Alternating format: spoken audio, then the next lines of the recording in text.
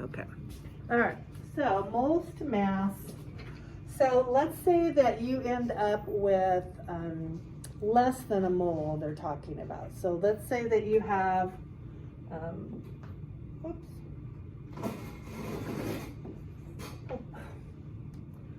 0.6 moles.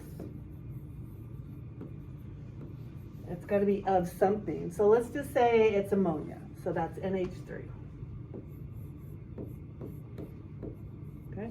So the first thing you have to do is do we want to know, what would we want to know? Well, we would want to know how many grams, because that's, when we're talking about moles, you would go back on your balance, you would want to know, well, how much would I need to measure out if I wanted 0.6 moles? So we need our molar mass. Okay? So I have to add up 1 nitrogen is 14, and 3 hydrogens, each one of them is 1, so that's 3.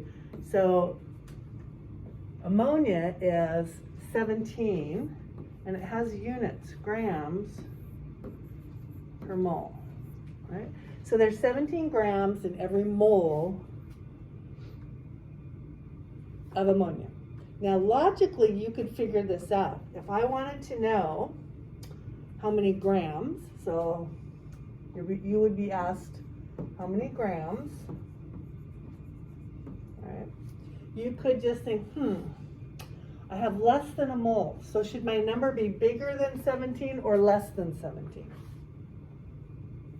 Less, right? I mean, so you could kind of figure it out and try some different things, and you need a number that's less than 17.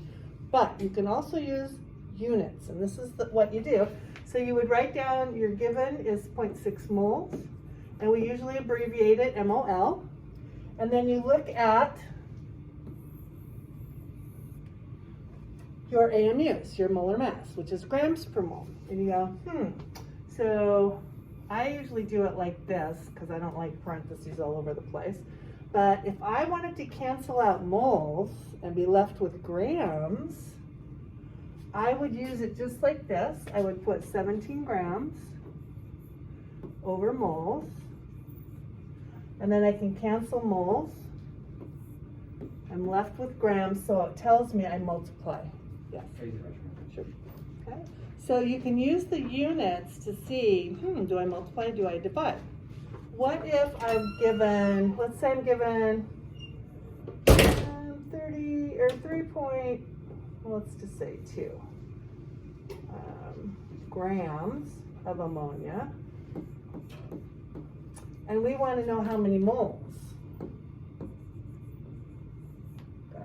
So we can tell that it's not going to be a whole mole, right, because it's not 17, but I can use units to just easily set this up. And so this is my given amount. I just make a little cross check. It's like having parentheses, and you don't really have to draw it this way. I just like it because it's kind of tidy and organized and easy. So now I look at my AMUs, 17 grams per mole, and I think I want to cancel grams. I'm asked for moles. So if I'm going to use that, I have to flip it and put my 17 grams on the bottom and my mole on the top. So grams will cancel, and that tells me that I would divide. So 3.2 divided by 17. So it's an easy way, and we will be using this a lot when we come back together at the end of the year.